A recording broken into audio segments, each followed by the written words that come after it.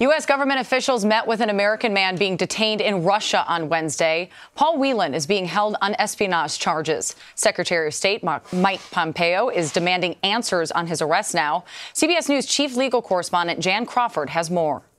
5 days after Russia arrested the 48-year-old former Marine for espionage, State Department officials and Ambassador Jon Huntsman met with Paul Whelan at this Russian prison, just hours after Secretary of State Mike Pompeo delivered a pointed message. We've made clear to the Russians our expectation that we will learn more about the charges, come to understand what it is he's been accused of, and if the detention is not appropriate, we will demand his immediate return.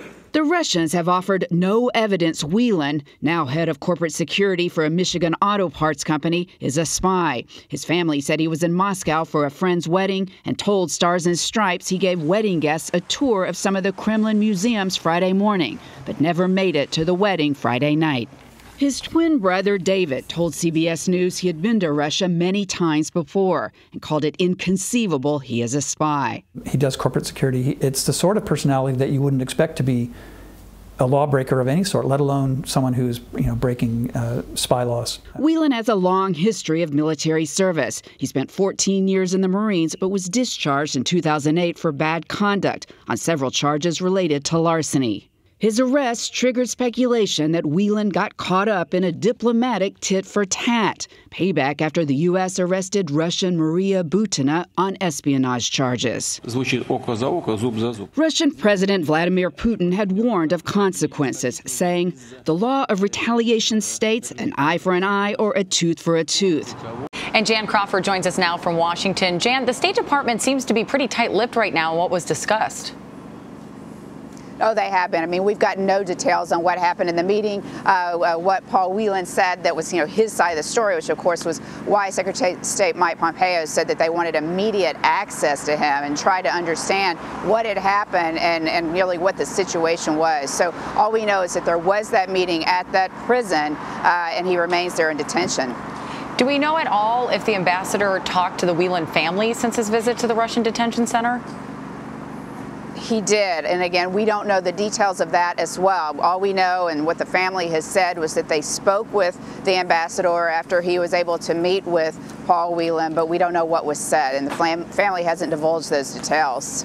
Yeah, which is interesting because they have been a little bit vocal about their brother and things on social media. Does it seem as if the Russians are looking for retaliation here or some type of prison swap with Maria Butina, who admitted that she tried to influence U.S. politics at one point?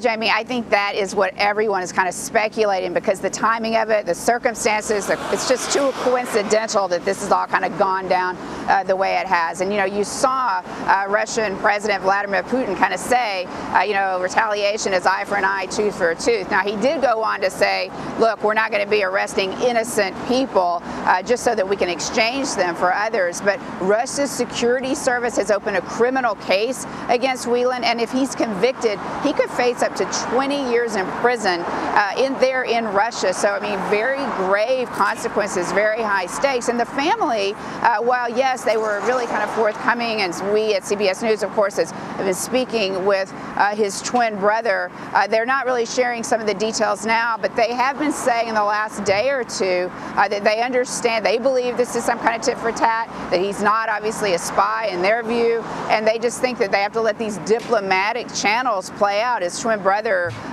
David, said that, he still had hope that the government will be able to resolve this and they'll be seeing his brother soon. It's got to be so tough for the family there.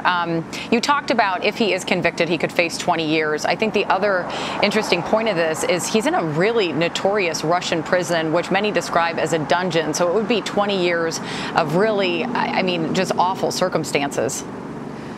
Jamie, can you imagine? Let's say, he had a great appreciation for Russia. He'd been to Russia many times before. He'd even posted images there going back years when his time was in the military and Russia, posing in front of, some tourist sites.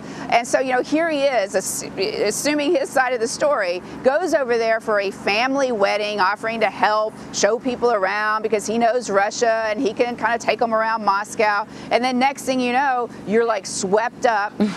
and you're in this Russian prison. And the family, they heard from him Friday morning. He was giving these tours for some of the wedding guests, the family said, and then nothing. There was no contact, no response to text. And his brother said, you know, that was really weird. He has elderly parents. He's got a dog that he would have been worried about. And then he didn't go to the wedding. And then that's when they knew something was wrong. They had worried that maybe he'd been killed. Oh, and wow. so it was in a weird way, they said, a relief almost that he was just in this prison. I mean, like, at least he was alive. And I think that's why you've seen some of this hope that it could have been worse in their view, because they had no idea what had happened to him. And it wasn't until they were Googling and trying to find out information that they saw media reports on the internet on Monday, when they hadn't heard from him since Friday, that he had been detained. So, I mean, those are the emotions that you've got to think that family is grappling with.